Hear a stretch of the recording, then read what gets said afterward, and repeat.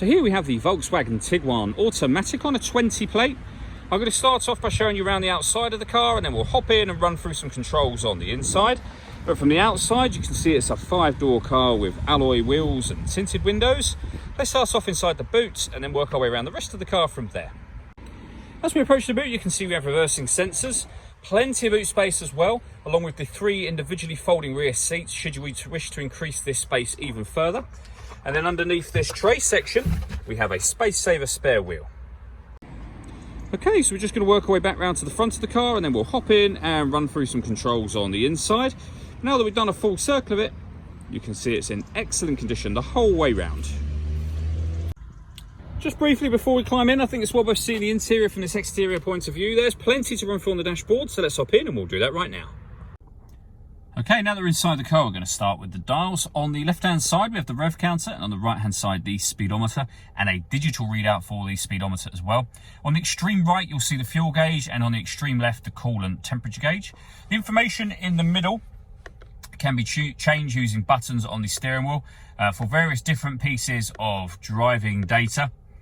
Trip computer information, and eventually you get back round to where we started a moment ago. But there are other menus available as well. So you'll see we have assist systems, navigation, audio, telephone, vehicle status, and then back round to where we started. If we back out to the steering wheel, on the right hand side we have stereo controls and phone controls, and the buttons that I was using just a moment ago. On the left hand side, the stereo controls continue, and we have cruise control above that.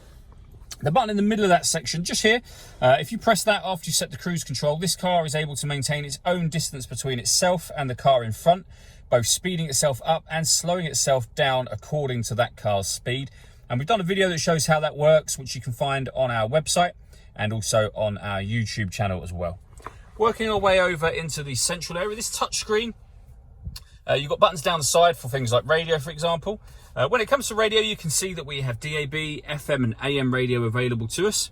If you want to listen to your own music, you can do. Just hit that media button just there. And there are plenty of ways, as you can see, to listen to your own music. And they include Bluetooth audio. So you'll be able to stream your music wirelessly, as well as making and receiving phone calls, of course.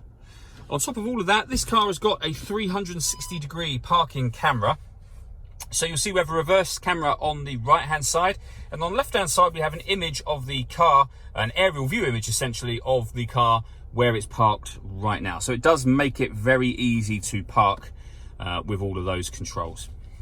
Working our way down, we have the dual zone climate control. You can adjust the passenger and driver temperature separately, the fan speed up and down. You can determine where within the car you'd like the air to be directed once it enters the vehicle.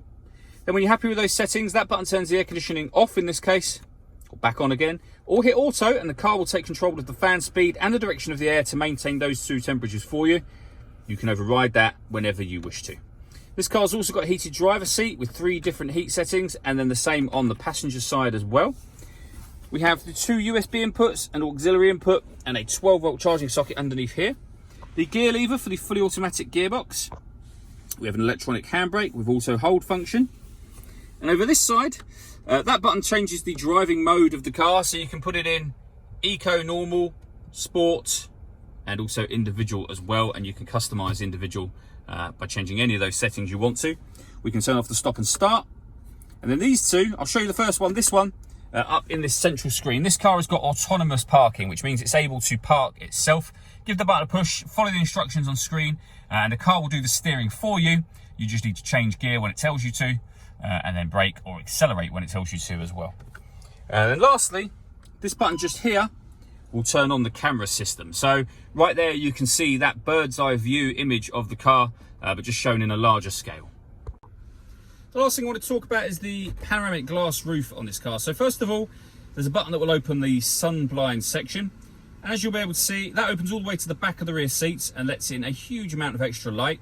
But you can, in this car, open this front section as a sunroof as well, should you wish to do that. And as you'll see, now that will let in a huge amount of extra air. That's a very large area there. All that leaves me to say is thank you for taking the time to watch this video. If you'd like to come and see the car for yourself and have a test drive, please feel free to call any of our MJA sites. We'd love to hear from you soon.